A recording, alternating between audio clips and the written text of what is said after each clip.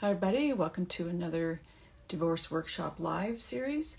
Today we're going to talk to Mary Ann Hughes about the spring break. Taking their week break, and we're going to talk about the challenges that come along with that for co-parents, new co-parents, as well as special needs children. So, good morning, Mary Ann. Morning, Karen. How are you today? Good, how are you? Doing great. Getting ready for our spring break, which starts next week. Oh, is it next week? For us, it Yeah. is. I know different people around the country, different states, different countries have different spring breaks, but ours is about to start. Yeah, I think it's pretty common mostly around North America that it's always in March break. And I think that's one of the reasons why we want to talk about this, because especially I was thinking this morning about the ones that are new to, maybe they just got separated in January, February, one of the more common times of divorce to happen. And maybe this is their first time that they've had to, the challenge of this week break and how to handle that. So before we start into talking about that, can you just give us a quick bio?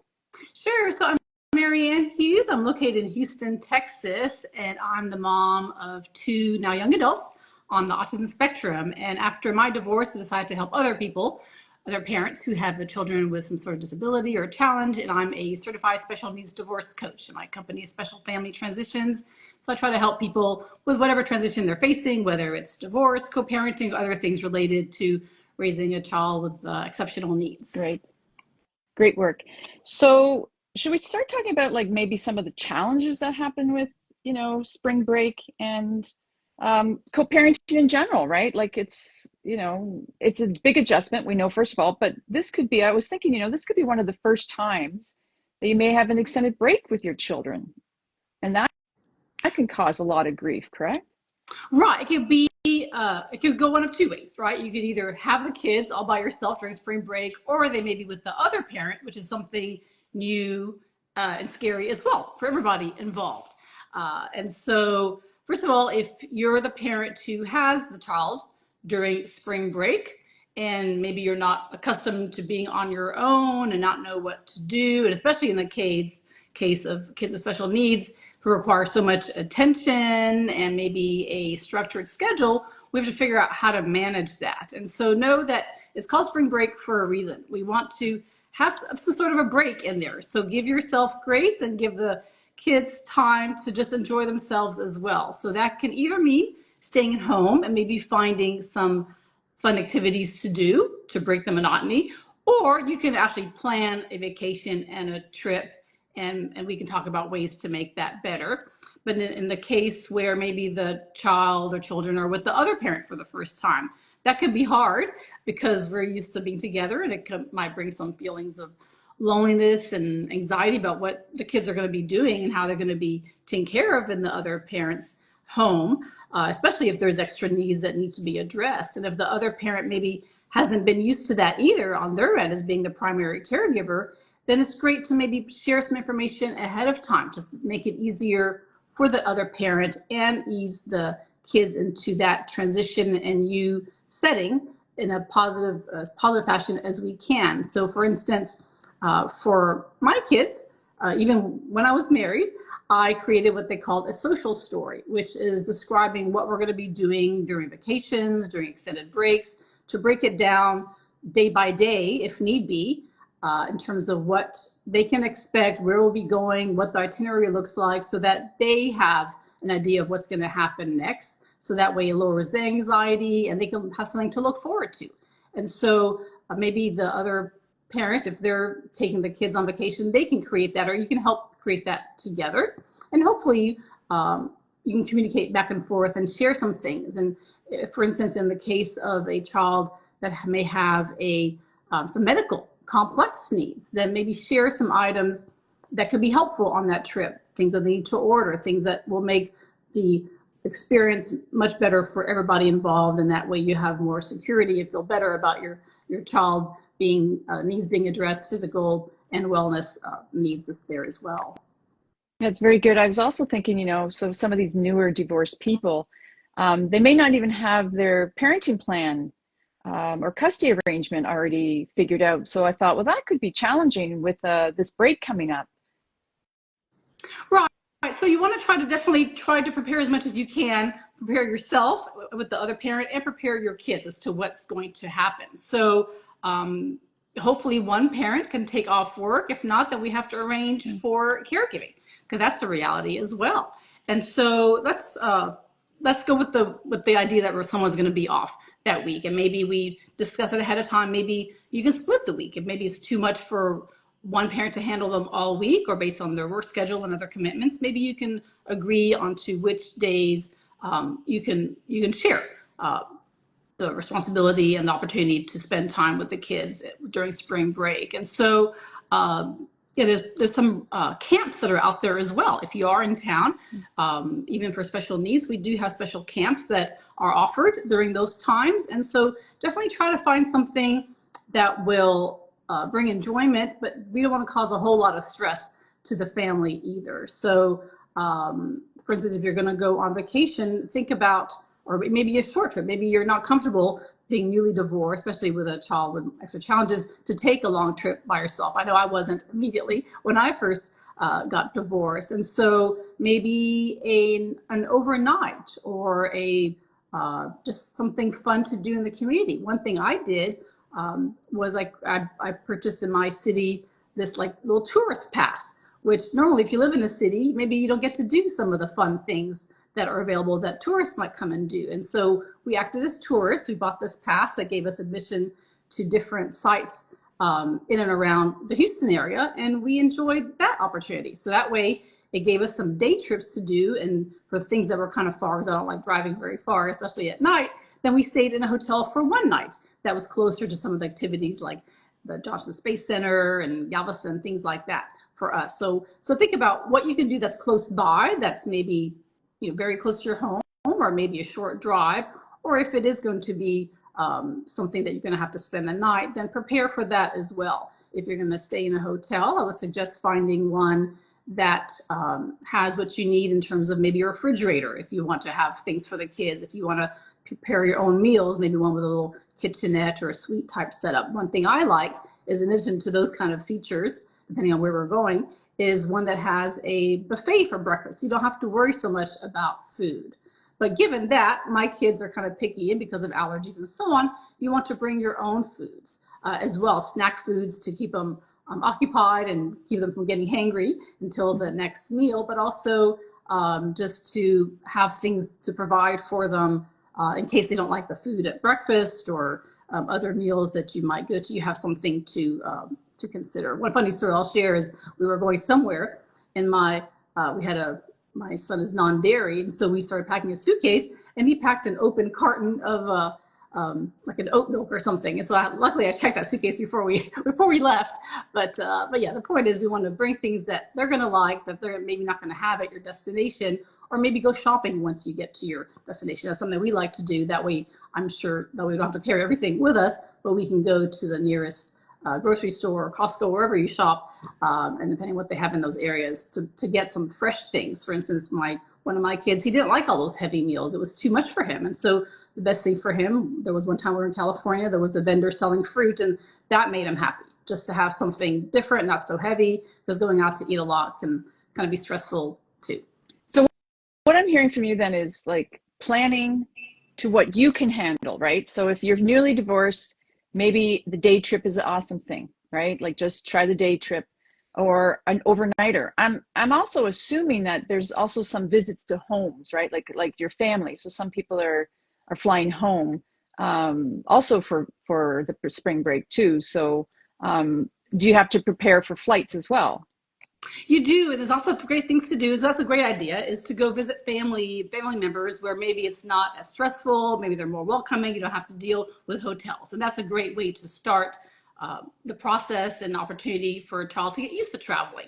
But I know for my kids, when we first had to fly, that was going to be a scary thing, not knowing how they were going to be, how they're going to deal with all the sensory things going on at the airport, and all the challenges that they would have to go through, from security to all the noise and everything. And so now what they have is something called TSA Cares, which you can go onto the tsa.gov website. I'm happy to put the link in after it's published. Is there's way that you can put in your flight information, and then a TSA rep and an agent at the airport will come and meet you, and they will help you get through security more quickly. You won't have to stay in a long line. They make it a much more pleasant experience. Also, another thing you can do is when you're making your reservation, you can let the airline know either in your profile or as you're making it, or call them after the fact, after you made the reservation, to let them know that there is a special needs situation, and they can put that in there, and so they'll be able to help you out once you're at the airport as well. Also, when you're at the boarding gate, at the gate, let them know, and they'll give you most likely pre-boarding privileges. So different airlines handle it differently, but as long as it's a reservation and you let them know, most of them don't have a problem with that. Even if your kids are not real young, but they're older, and they need some more time to maybe not be as rushed and maybe be one of the first ones on the plane, then that helps as well.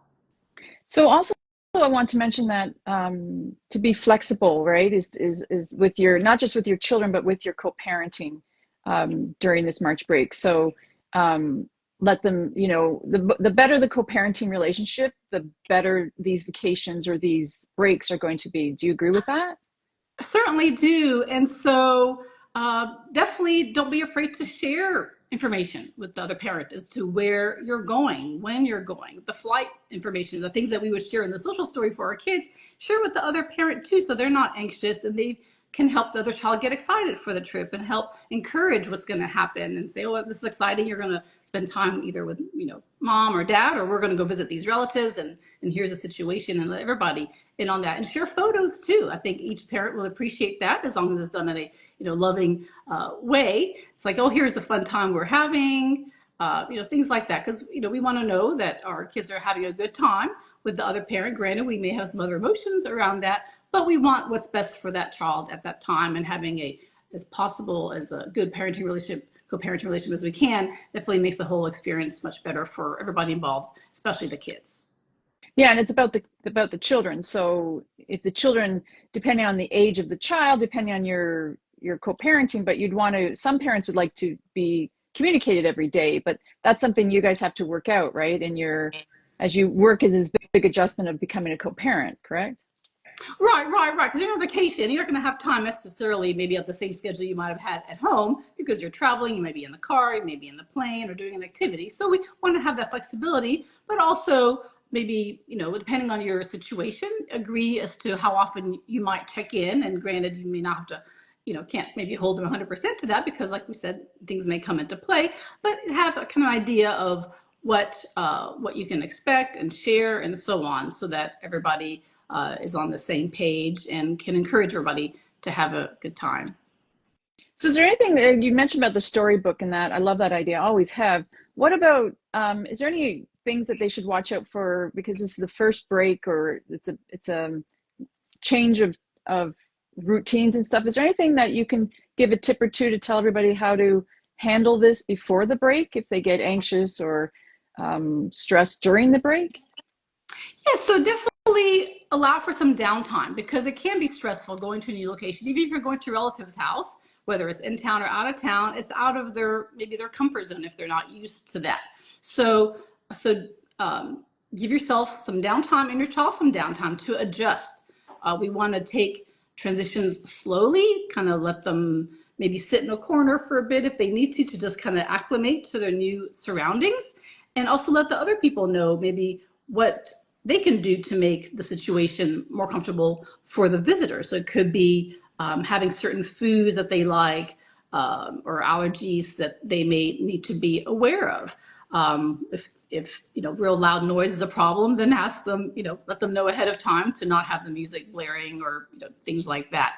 And so also do bring your sensory soothing kind of items. I know my son loves to travel with headphones. We use those in the airport. We use those when it gets loud, and he now is able to just put them on as he needs them, and bring some sensory toys if they like their iPads or whatever it might be. Maybe you could be more flexible, than you might in your own home, because they want something that that brings them comfort. So whatever that might be, whether it's a toy, whether it's a book, whether it's something that they remind them of home and know that they're safe, then that's a great thing to bring on your trip as well. Yeah, it's important that. So what I'm hearing too is, like, make sure you bring items that they need that makes them feel safe and secure, as you do these vacations or these visits at home or whatever. Yeah. Right, right. So No, and yeah. So I was going to say about the downtime, and don't over schedule your day as well. So allow time for just relaxation. Maybe you take longer at a meal. Maybe you don't have to be, rushing if you have an itinerary. 10 o'clock, 11 o'clock, 12 o'clock. We're doing these things. Give yourself some grace and maybe don't schedule as much. Just try to do what you can. Enjoy the time that you have with your children, whether they're with you or the new city or not. And one thing I will say too is spring break can be a time to just relax if you don't have the kids with you. So maybe it's a time to recharge. For me, I'm not going to have the kids this spring break. So I've got my week planned out in terms of all these things I need to catch up on and hopefully some self-care as well. So definitely, whether your kids are with you or not, make it a time that you can enjoy and be productive or just relax if that's what works for you. yeah, and as you said, what I like is the practicing self-care too, right? It's plan something for feeds you again, right? So that you can recharge and you can visit friends or get your nails done or do work that you have to catch up on, like things that have been put behind or that. So that's a really good point. There's an element though, sometimes for these people that are the first year of the co-parenting or whatever, it can be really difficult.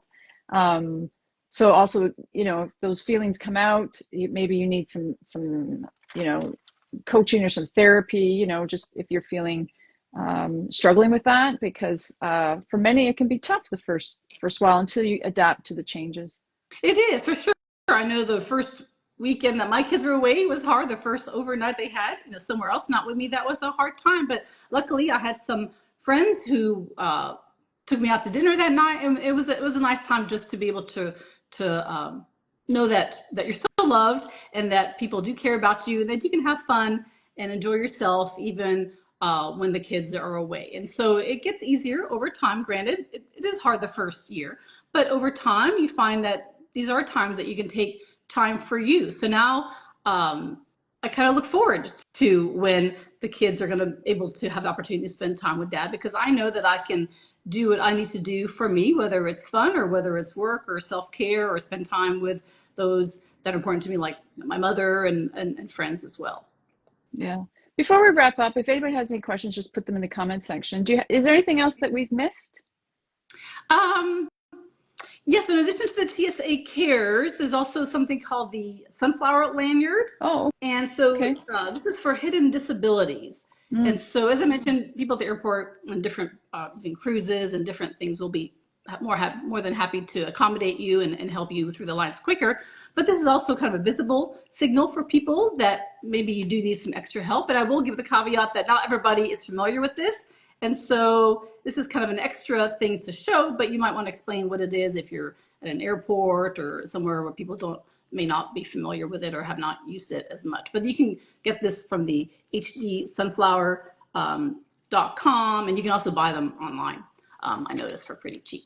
yeah, can you put that in the comment or in the when I put it out? Because I think that's a good resource for people. Sure will. I've not you mentioned that before, but I've not seen those. So, and I think it's important, another important tool or something that can help when you're traveling. It's already chaotic to travel, right? So, this anything that can help would be. Exactly. And so this is not a time to not share about your child's disabilities. It's a time to get as much help and support as possible. So definitely people out there, they're willing to help, but you have to ask them, of course, in a nice way and plan ahead of time so that those things can be easier to manage when you get there. One other tip I'll share too is maybe do a pre-visit to the airport, kind of tour even if you're not going to stay in a hotel, kind of walk around a hotel, say this is what it might be like, so they can get used to that kind of environment as well. Yeah, that's a very good tip, right? Get them exposed to know, because the airport's pretty loud and it's pretty chaotic and busy, and none of us like it really, right? Right. So it's a good Exactly. idea. It's a very good idea. Um, if there, anything else, do you have anything that's coming up that you want to share before we wrap up? Sure. Yes. So I don't think I shared last time. This just came out. I became an author in a collaboration book called The Other Side of Divorce: Breakups That Lead to Breakthroughs. And so my chapter in there is about how to navigate a special needs divorce. So excited for that. But I do have an event coming up that's free to anybody to participate. It's an online event put on at the Texas Autism Conference. And there's a family day, which is June 21st, in case people see a replay of this, is June 21st, 2025.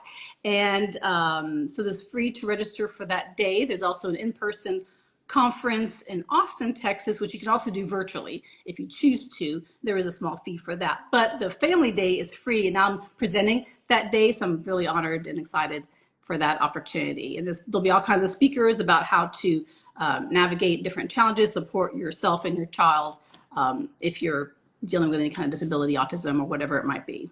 Yeah, it's great for you, but also great for all the others that need this type of support. So, well, this is great. You have been inspirational that everyone can get through March break and spring break, and great tips as usual, Mary Ann. And it was a pleasure to have you on as usual.